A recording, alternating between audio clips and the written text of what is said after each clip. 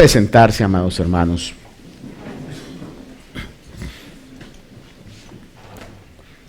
Le decía que es un pasaje que estoy seguro la mayoría de nosotros conocemos. Pasaje más famoso de la palabra, juntamente quizá con el Salmo 23, Salmo 91, es Juan 3:16, ¿verdad? Porque de tal manera amó Dios al mundo, que dio a su Hijo, para que todo aquel que en Él cree no se pierda, sino que tenga vida eterna. Sin embargo, antes de esta declaración, leímos desde el versículo 13 algunas cosas muy importantes de considerar. Y lo primero es que en el versículo 13 dice claramente que nadie ha subido al cielo, sino el que bajó del cielo, dando a entender que el Señor venía del cielo. Y esta declaración que nadie ha subido al cielo, posiblemente alguien pueda decir, bueno, pero en 2 de Corintios capítulo 12 se habla acerca del apóstol Pablo.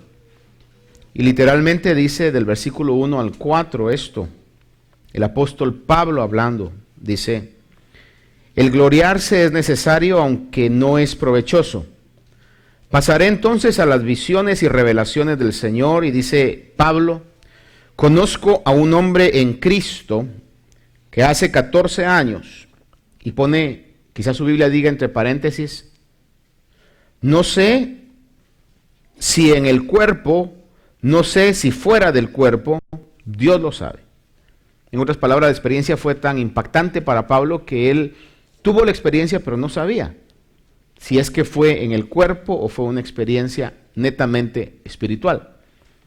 Y dice, hablando de él mismo, él está hablando aquí en tercera persona, se está refiriendo a él mismo, pero en tercera persona. Y dice, el tal fue arrebatado hasta el tercer cielo, y conozco a tal hombre, y recalca una vez más, no sé si en el cuerpo o fuera del cuerpo, no lo sé, Dios lo sabe, que fue arrebatado al paraíso y escuchó palabras inefables que al hombre no se le permite expresar.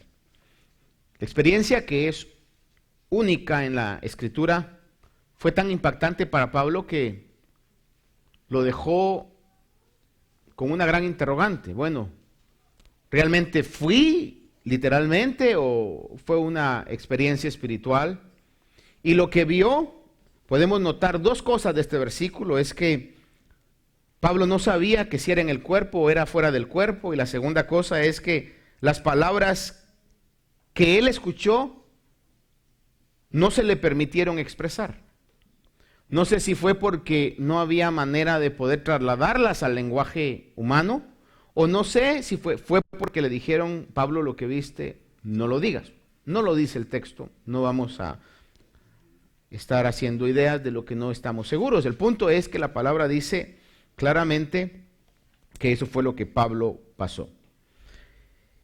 El Señor, sin embargo, recuerde usted que Pablo tuvo esta experiencia después que el Señor Jesús hubiera dicho lo que dijo en Juan 13, cuando él claramente dice, nadie ha subido al cielo, sino el Hijo del Hombre, hablando de él, que está en el cielo. Y ve, esa declaración es muy importante.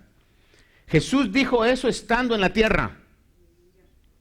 Y dice, nadie ha subido al cielo, sino el Hijo del Hombre. No dice que estuvo en el cielo.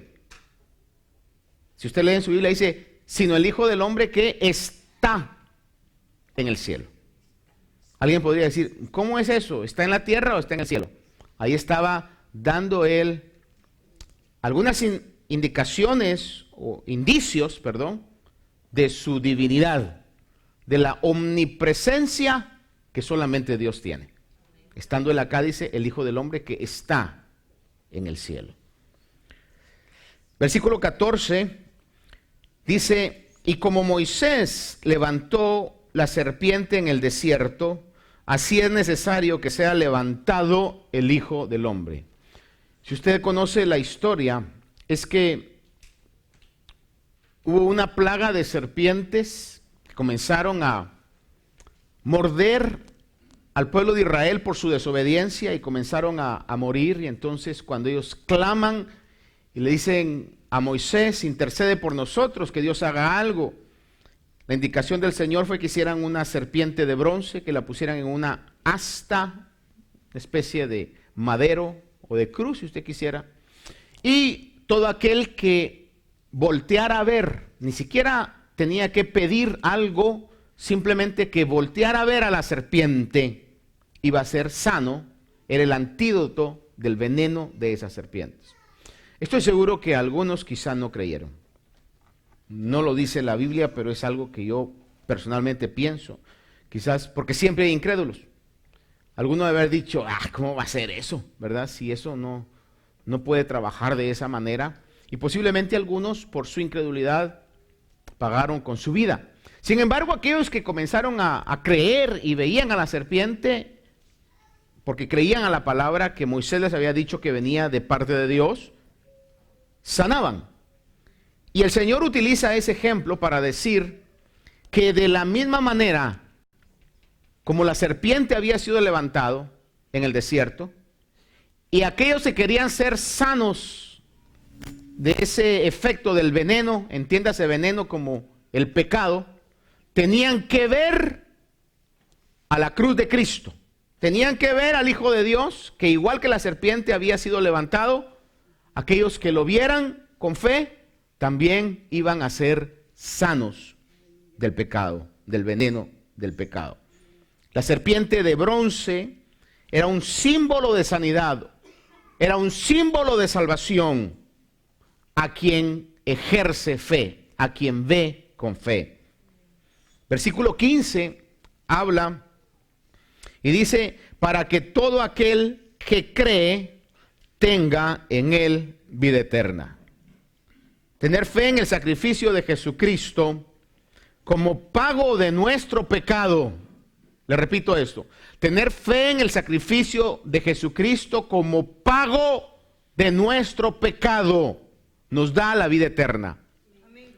There is nothing we can do to pay for the remission of our sins. No hay nada que podamos hacer nosotros por el perdón de los pecados. Absolutamente nada. Las obras buenas que en algún momento podamos hacer son como consecuencia y quizás una demostración de nuestra gratitud de lo que Dios ha hecho por nosotros, pero no abonan nada a nuestra deuda del pecado. La deuda del pecado ha sido pagada por completo. Your debt for sin is being paid in full in the Calvary. La deuda de su pecado ha sido pagada por completa en el Calvario. Ahí se pagó completamente la deuda de nuestros pecados. Efesios 3, versículo 11 y 12, dice, conforme al propósito eterno que llevó, aquí está hablando de Dios, conforme al propósito eterno que Dios llevó a cabo en Cristo Jesús, nuestro Señor, en quien tenemos libertad y acceso a Dios con confianza por medio de la fe en Él. El propósito de Dios era que a través de Jesús pudiéramos tener acceso a Él, que es la vida eterna. Vamos a entrar a la vida eterna no porque hayamos mandado nuestros abonos de pago.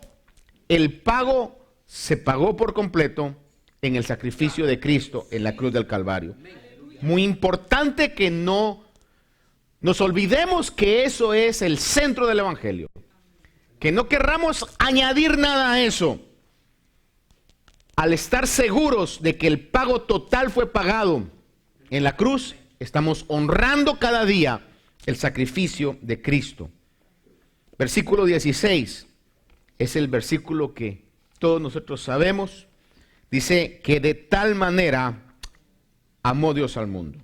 Utiliza la expresión de tal manera como un sustituto para decir, bueno, no hay palabras, no hay realmente algo con lo que podamos comparar. De tal manera amó Dios que dio a su único hijo. Dios es amor. Dios es amor, la Biblia lo dice así. Primera de Juan capítulo 4 verso 8 establece que Dios es amor. Mateo 5:45 nos habla que dice que Dios es tan bueno que hace salir su sol sobre malos y buenos y hace llover sobre justos e injustos. No anda viendo, bueno, se portó bien, se portó mal, como la gran mentira de Santa Claus, ¿verdad? Él sabe, Él conoce tus pensamientos cuando estás dormido, sabe si ha sido bueno o si ha sido malo. Y fíjese que la gran mentira de Santa Claus es una mentira de injusticia, porque aunque los niños son malos, de todas maneras le lleva regalos, man.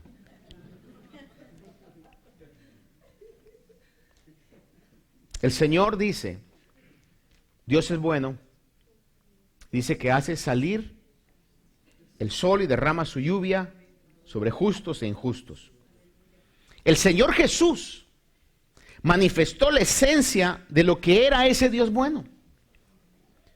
2 Corintios 4:4 dice que el Dios de este mundo ha cegado el entendimiento de los incrédulos para que no vean el resplandor del evangelio de la gloria de Cristo, que es la imagen de Dios. Jesucristo era la imagen de Dios. Cuando en alguna oportunidad le dijeron, muéstranos al Padre, dice, ¿cuánto tiempo he estado con vosotros? El Señor hablaba de una realidad. Al ver las acciones, al oír sus enseñanzas, por ejemplo, aquella mujer que querían apedrearla a los religiosos, y que el Señor al escribir en tierra, que quién sabe qué fue lo que escribió, algunos dicen que fue un pasaje de Jeremías, donde dice, serán escritos en el polvo todos aquellos que desprecian tu nombre. Otros dicen posiblemente comenzó a escribir los pecados que cada uno de esos viejos tenía. Y cada uno se fue dando cuenta, uy, ese soy yo, y dejaba la piedra. No se sabe qué escribió. El punto es que uno a uno tiraron las piedras, la mujer quedó sin aquellos que lo querían apedrear, y le dice, mujer, ni yo te condeno. Aquella mujer pudo ver en el Señor Jesús la bondad de Dios. Merecía la muerte de acuerdo a la ley, pero pudo ver en las palabras del Señor Jesús la bondad y la misericordia de Dios, porque Jesús era la imagen, la representación del Dios bueno, invisible, que hace salir el sol sobre justos e injustos, que da su lluvia, porque es bueno. Aleluya. Dios es bueno, como lo que dice Juan. Amén. Colosenses capítulo 1, verso 13 al 15 dice, porque Él nos libró del dominio de las tinieblas y nos trasladó al reino de su amado Hijo, en quien tenemos redención, el perdón de los pecados. Recalca, dice, Él es la imagen del Dios invisible, el primogénito de toda la creación. Si le preguntan a usted, ¿quién es Jesús? Una buena respuesta sería, es la imagen del Dios invisible. Jesús es la representación de Dios. Dice la palabra en 2 Corintios 5, 19, que Dios estaba en Cristo reconciliando al mundo consigo mismo. Aleluya. Tenemos que entender en lo que cabe en nuestra capacidad de pensamiento, que cuando el Señor Jesús vino, fue Dios mismo, aleluya, haciéndose uno con la humanidad. Aleluya. Es el misterio de la Trinidad, hermano. Y si alguien dice, yo no lo comprendo, qué bueno que lo entienda. El día que comprendamos a Dios, lo estamos haciendo igual a nosotros. El apóstol Pablo utilizó una expresión diciendo cuán profundos son sus pensamientos. Hermano, yo me honro hoy en decirle algo. Hay cosas de Dios que no entiendo, and I'm happy with that. Las creo, estoy tratando cada día de creer toda su palabra. Las creo y eso es lo importante, como dice, solo créelo.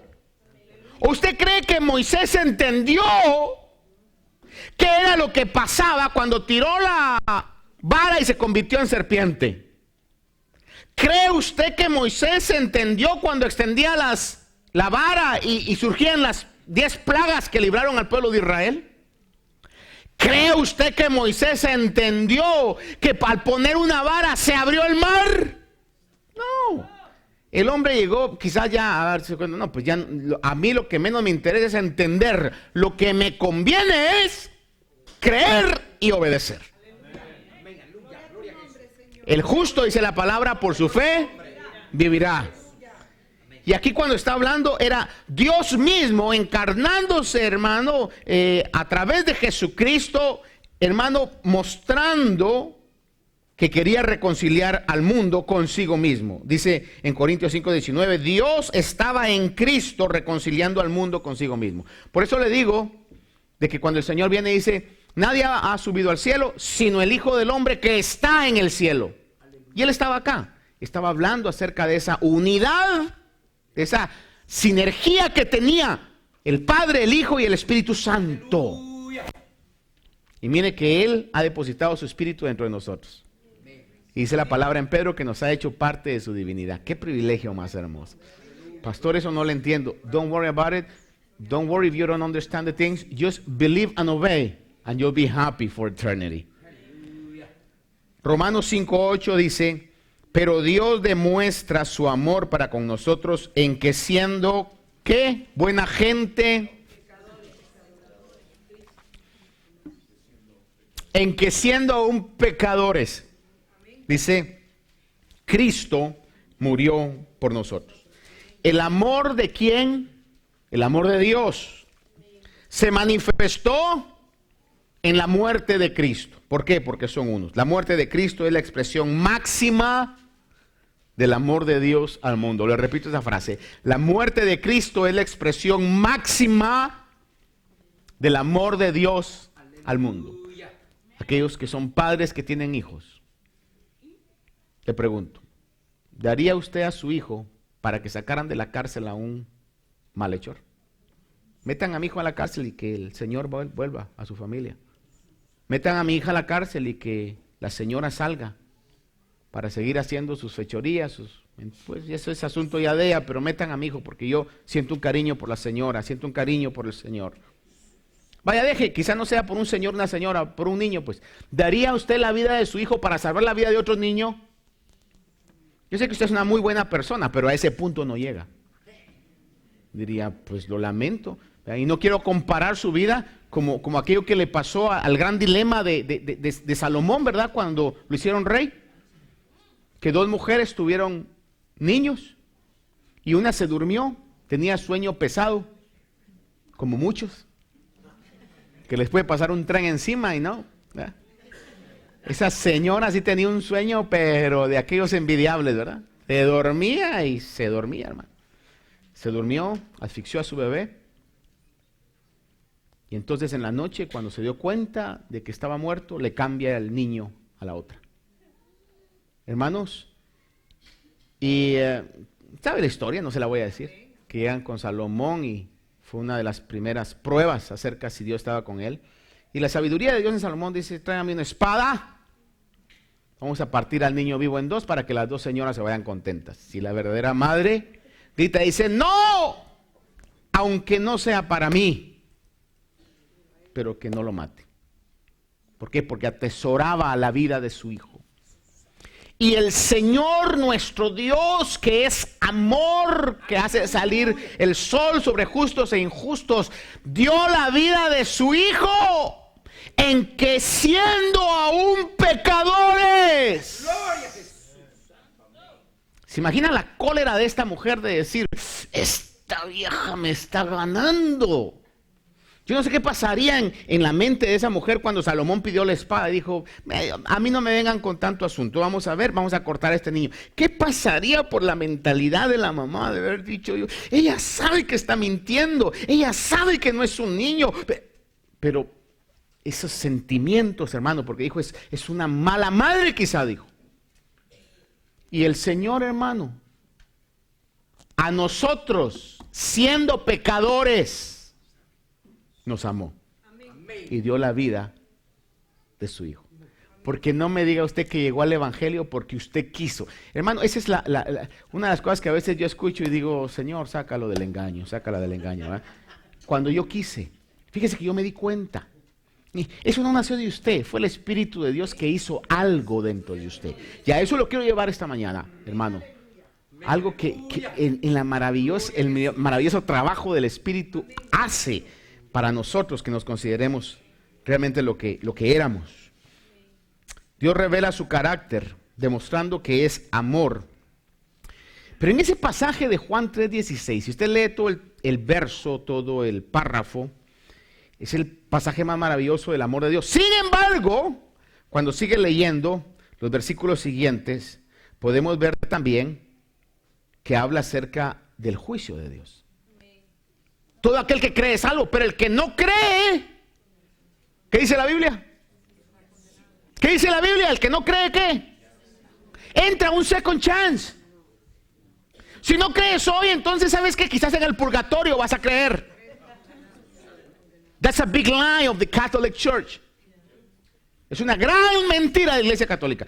Y tengo que hablar así porque he estado metiéndome en algunos terrenos ahí por las redes sociales de los católicos y me han tirado masacremente. Entonces déjeme defenderme hoy, ¿verdad? Es una gran mentira de la Iglesia Católica. There is no second chances. No hay otra oportunidad. Hay oportunidad mientras estemos acá. Y no hay intercesión de María. Solamente hay un medio de salvación. Y es a través de Jesucristo. La palabra de Dios lo dice claramente. Solamente a través de Cristo. Solo a través de Cristo hay salvación. Y en este caso, hermano, Dios revela su carácter de amor, pero también manifiesta y revela que va a haber un juicio. Judgment Day is coming to all of us. Individualmente, lo repito, no hay tal de decir, mira mamá, yo me voy a esconder detrás de ti porque entonces quizás así tiene un poco de misericordia. That's not true.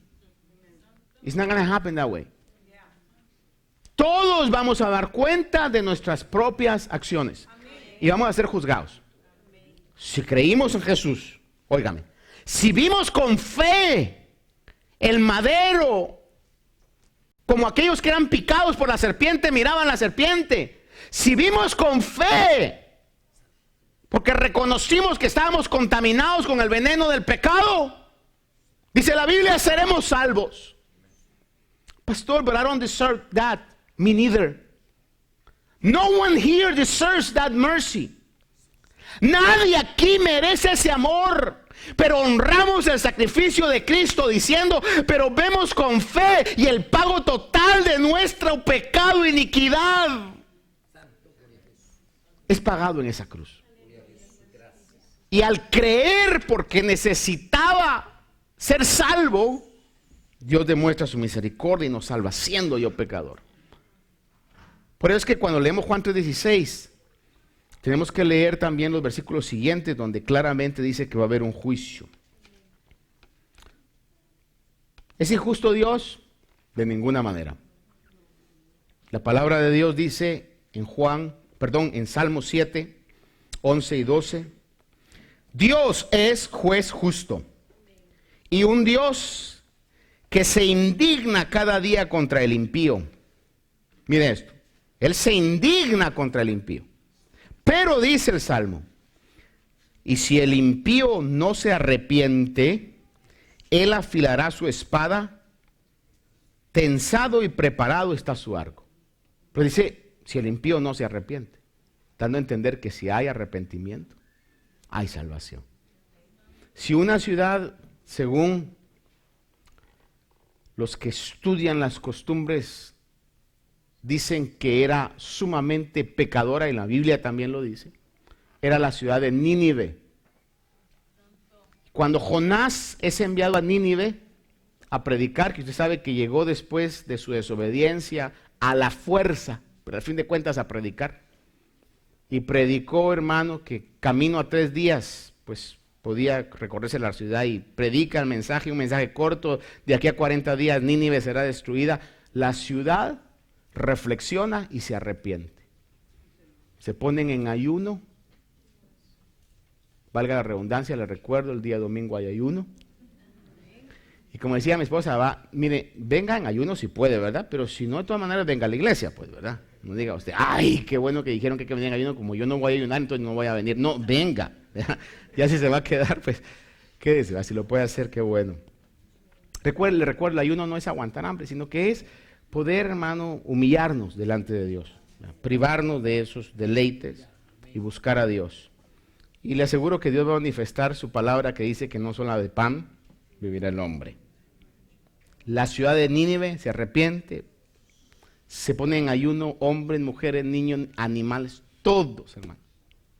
Yo me recuerdo en mi niñez, cuando hacían ayunos en la iglesia, que yo iba a la iglesia, mis papás me llevaban, y era parejo, hermano, era parejo. Ahora, negociamos con mi mamá y decíamos, ¿qué tal medio ayuno? Y nos daban chance todavía de llegar a medio ayuno nada más, ¿verdad? Pero la historia de Nínive dice que se humillaron todos y Dios a esa ciudad la perdonó. Porque Dios es bueno. Si mira las actitudes correctas, el corazón de Dios manifiesta su bondad. Sin embargo, es justo. Salmo 116:5 dice, clemente y justo es el Señor. Ve esa frase, clemente y justo es el Señor. Repítala conmigo, clemente y justo es el Señor. Sí, dice, compasivo es nuestro Dios. Es un equilibrio perfecto entre la misericordia y la justicia.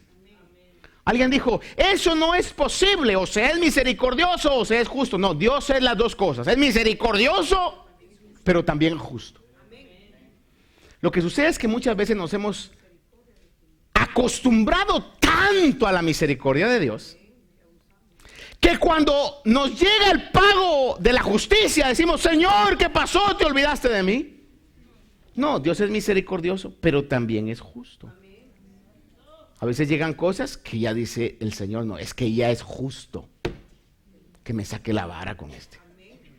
Yo sé que algunos de ustedes vivieron eso y quizás lo aplican a sus hijos. Es que mira, no te doy porque quiera, es que ya es justo. Me lo ha estado gritando por meses. Me lo pedís. A mí me decían, me estás pidiendo una calentadita. Cuando uno tiene ciertas actitudes, ¿verdad? Es que es justo, ¿verdad? Que eso pase.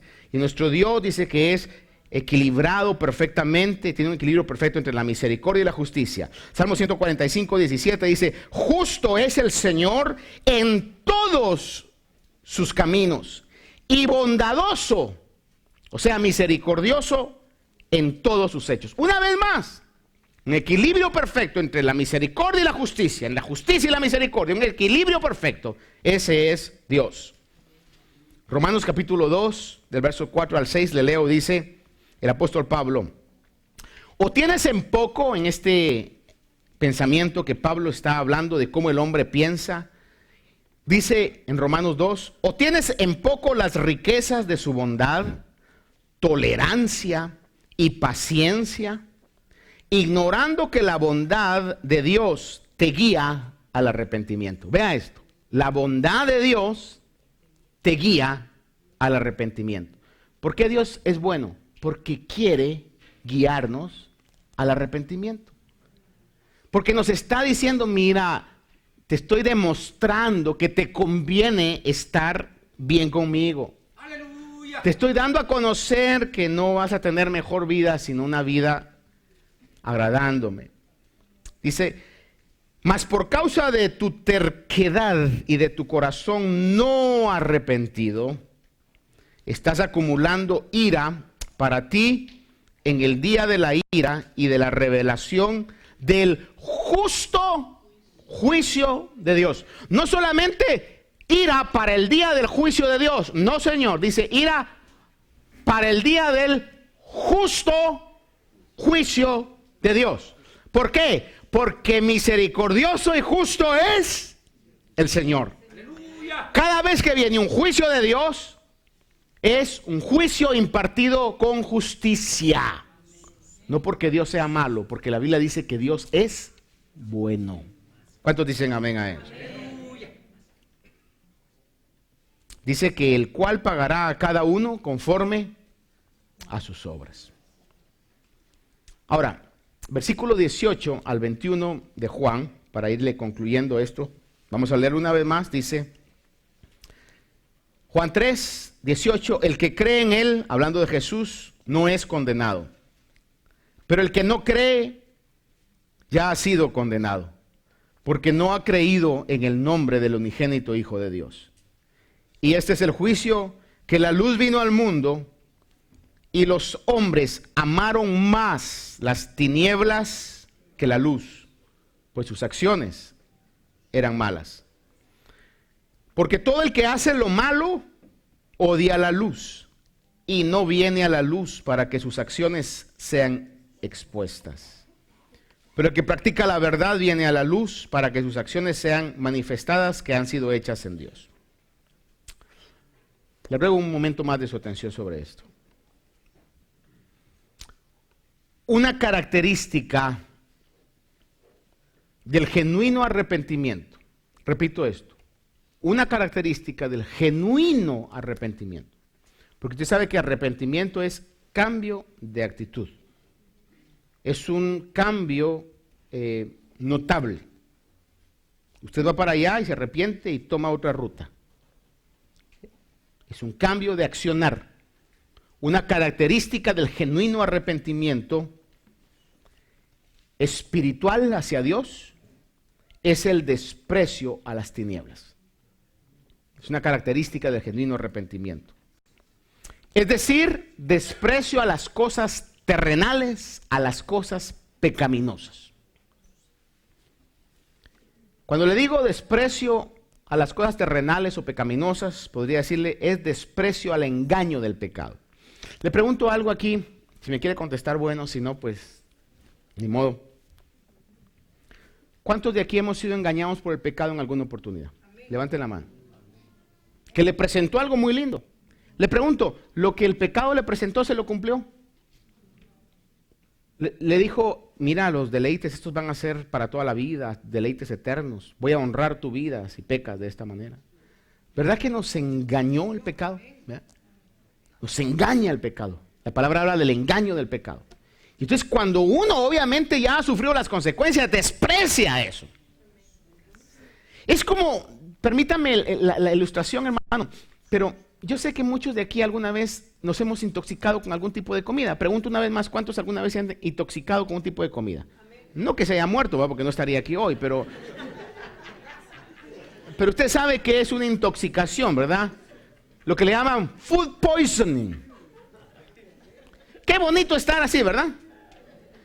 Que siente usted de repente, usted siente, ay, esas baleadas que me comí, esas pupusas como que tenían ya, o los chuchos que me comí estaban muertos.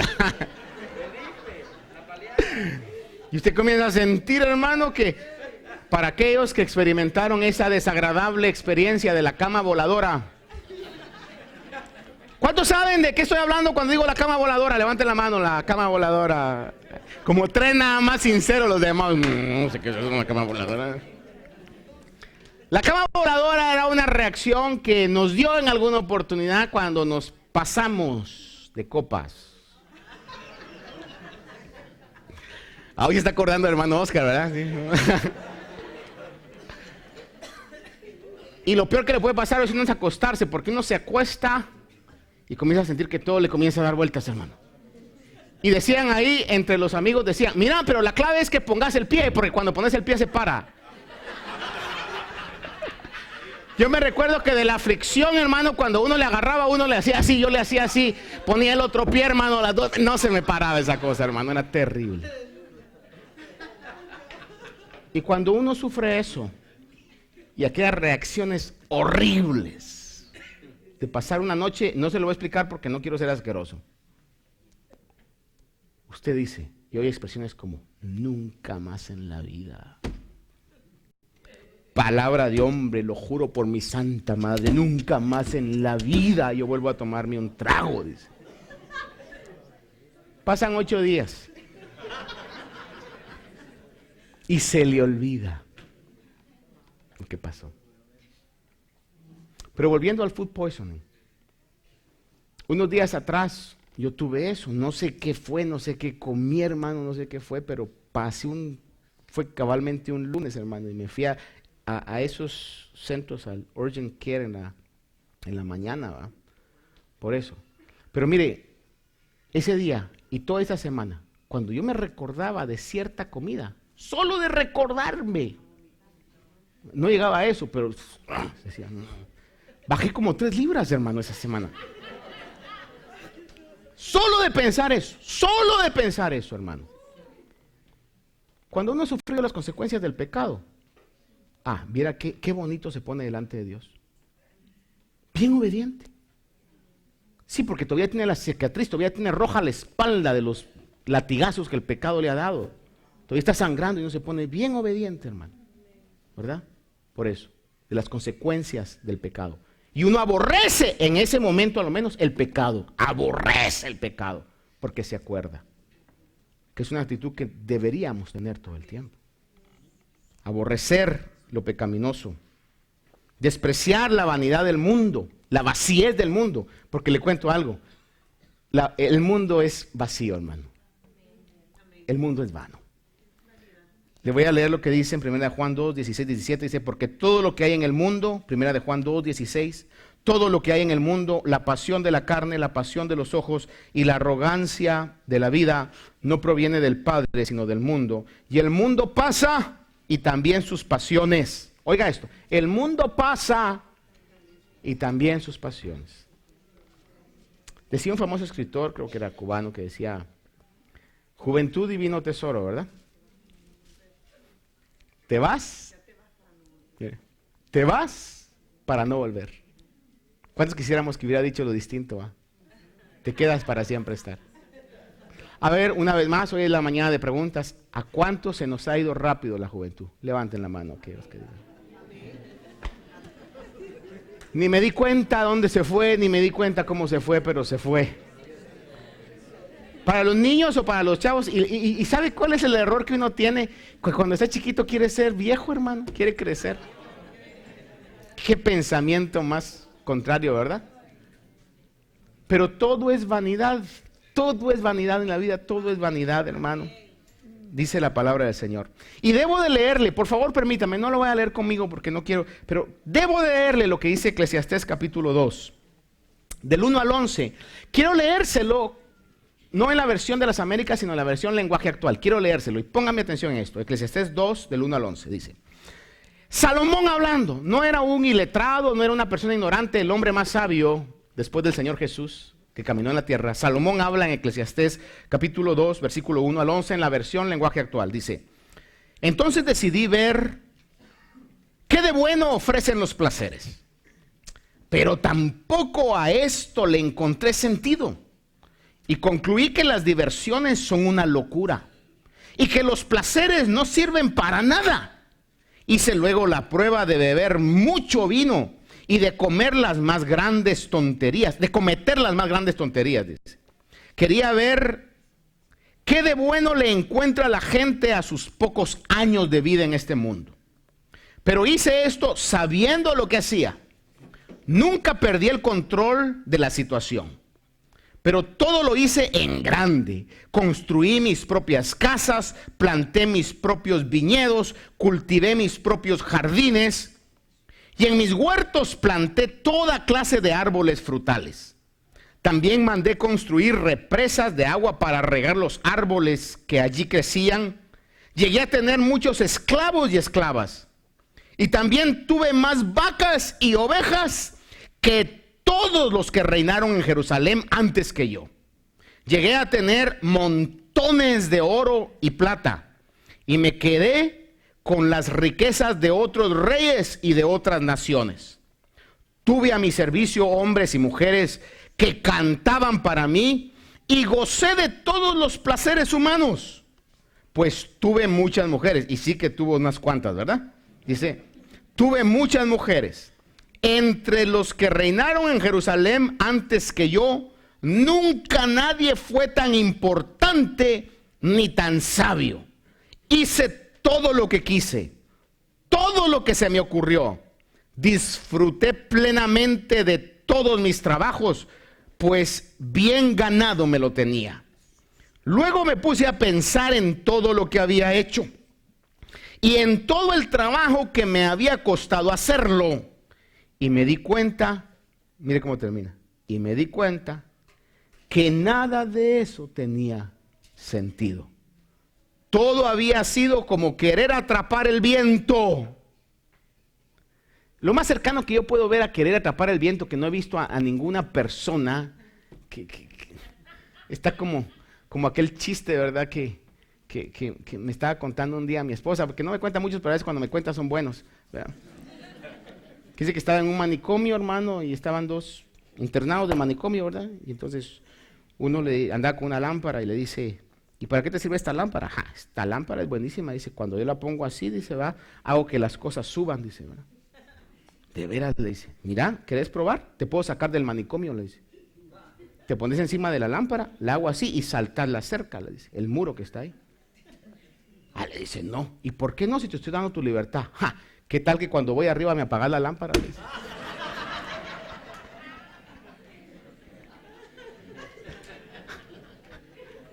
Lo más cercano que yo he visto a alguien de atrapar el viento es a un perro que está siguiendo su propia cola. ¿Ha visto usted eso? Muy común en los perros. Chasing his own tail.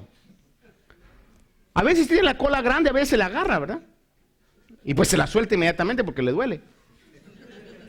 Pero yo he visto perros que le han cortado la cola y que siguen, hermano, y ahí está. Nunca la va a poder alcanzar. Correr tras el viento, atrapar el viento. Mire, Salomón en su sabiduría viene y dice, hacer todo lo que me va en gana. Y le voy a decir, usted no, pero hay gente que piensa y dice, ay, cómo quisiera yo sacarme la lotería. ¿Qué haría yo con unos 15 millones de dólares? Podrá hacer todo lo que quiera, tener los carros que quiera, las casas que quiera, comprar amor que quiera. Porque no crea que alguien que está con alguien que es millonario, a veces, no todo el tiempo, ¿verdad? Es por amor. Es el error que algunos viejos que ya han logrado hacer algo con mucho sacrificio del hogar, de la mujer, y ya cuando están bien estables dicen, qué pegue tengo ahora. No es usted ni son sus ojos, es el carro que maneja, es la chequera que maneja. No nos engañe, hombre. Detrás de ustedes se ríen. Dice, el viejo cree que lo quiero, dice, ¿verdad? Es el ridículo más grande que puede haber, ¿verdad? Pero usted podrá tener todo lo que quiera. Y esos pensamientos a veces bombardean la mente, aún de los cristianos, bombardean nuestra mente. Sí. Cuando yo tenga esto, podrá tener todo. Y vamos a llegar a la misma conclusión que llegó Salomón. Lo probé todo y me di cuenta que gasté mi vida en puras tonterías. Por eso cada vez que usted evangeliza, cada vez que usted hace una buena obra, cada vez que usted sufre por el evangelio, cada vez que usted ayuna, cada vez que usted ora, cada vez que usted puede hacer algo por lo espiritual, no estamos perdiendo el tiempo, estamos invirtiendo en lo que realmente vale la pena, en lo que realmente tiene una consecuencia eterna. Y dice, es como atrapar el tiempo, en esta vida nadie saca ningún provecho. Entonces le concluyo con esto. Dios nos ha demostrado su amor dando a su Hijo. ¿Cuántos dicen amén a eso? Otro, Dios ha demostrado su justicia castigando el pecado en su Hijo. Dios ha demostrado su justicia castigando el pecado. Ni el diablo va a poder llegar a decir, mira, no castigaste a los pecadores. El Señor le va a decir, los castigué a todos a través de mi Hijo. La paciencia de Dios sigue demostrando su amor. Y eso se lo repito una vez más. La paciencia de Dios sigue demostrando su amor. Segunda Pedro 2:9 dice que el Señor no tarda en cumplir su promesa, según algunos tienen por tardanza, sino que es paciente para con nosotros, no queriendo que nadie perezca, sino que todos procedan al arrepentimiento. Los que se salvarán es porque han reaccionado y se han cansado de la falsedad de lo terrenal. Y se acercan a Dios arrepentidos. Los hombres que perecen en el castigo eterno es porque amaron más las tinieblas que la luz, amaron más lo terrenal que lo espiritual. Ahora, para concluirle, el que genuinamente, y debo decir esto, y espero que todos acá podamos estar en ese grupo, los que genuinamente hemos nacido de nuevo, es porque en algún momento llegamos genuinamente arrepentidos delante de Dios, diciéndole, Señor, nada en esta vida le encuentro sentido. Nada me satisface. Podrá satisfacerme por un momento, pero siempre queda una vacíez dentro de mí. Que llegamos a una conclusión de decir, realmente, como dijo Salomón, vanidad de vanidades, todo es vanidad. Y le llegamos a decir, Señor, te necesito. Necesito lo espiritual, necesito lo eterno. Y eso lo hace Dios a través de su Espíritu Santo. Hay muchos que pueden estar en una iglesia, yendo a una iglesia, pero a menos que no han llegado a esa conclusión de arrepentidos y reconocer lo miserable que somos sin Dios, no hay un genuino arrepentimiento. El genuino arrepentimiento es cuando uno realmente se da cuenta de lo vacío y deja de amar. No que utilicemos, porque todos utilizamos lo terrenal. Todos utilizamos carro, todos necesitamos dinero, todos necesitamos trabajo, todos necesitamos un techo donde vivir. Lo utilizamos. Pero es muy distinto utilizar las cosas que amar las cosas. El que ama lo terrenal no se va a acercar a la luz, porque la luz evidencia la vacíez de su vida.